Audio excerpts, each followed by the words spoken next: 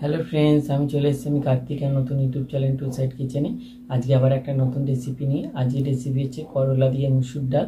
তো সেটা বানাতে কি কি উপকরণ লাগে আসুন দেখাই। তার আগে একটা কথা বলে দিই, আমার চ্যানেলে যেসব ভিডিও ছাড়া আছে আপনাদের যদি ভালো লেগে থাকে অবশ্যই লাইক কমেন্ট শেয়ার করবেন ও বেশি বেশি করে শেয়ার করবেন।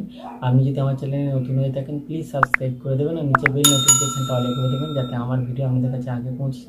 তাহলে চলুন করলা দিয়ে মুসুর ডাল বানাতে কি কি উপকরণ লাগে আসুন দেখাই।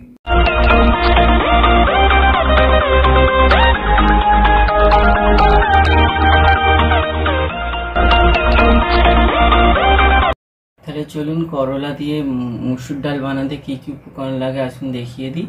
এখানে আমি একটা বড় সাইজ করলাকে কেটে ভালো করে ধুয়ে নিয়েছি।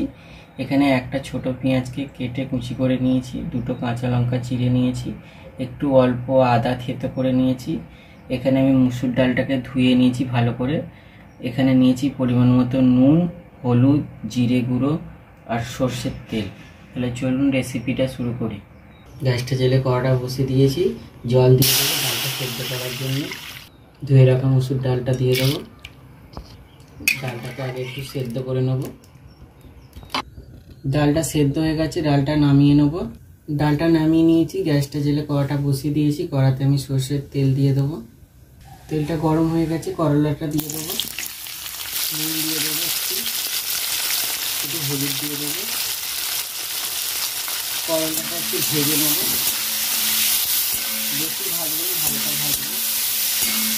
করলাটা ভাজা হয়ে গেছে, তুলে নেব।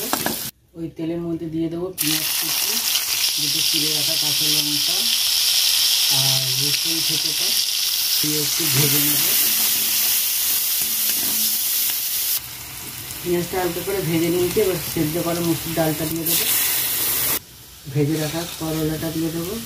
এবার হলুদ গুঁড়ো দিয়ে দেবো, জিরে গুঁড়ো দিয়ে দেবো, নুন দিয়ে দেবো, দিয়ে ভালো করে ফুটিয়ে দেবো। করলা দিয়ে মুসুর ডাল রেসিপিটা আমার হয়ে গেছে, এটা নামিয়ে নেব। দেখুন আমার করলা দিয়ে মুসুর ডাল রেসিপিটা রেডি হয়ে গেছে। এই রেসিপিটা যদি আপনাদের ভালো লেগে থাকে অবশ্যই লাইক কমেন্ট শেয়ার করবেন ও বেশি বেশি করে শেয়ার করবেন আর প্লিজ সাবস্ক্রাইব করে দেবেন, আমাদের পাশে থাকবেন। চলুন তাহলে দেখা হচ্ছে নেক্সট ভিডিওতে।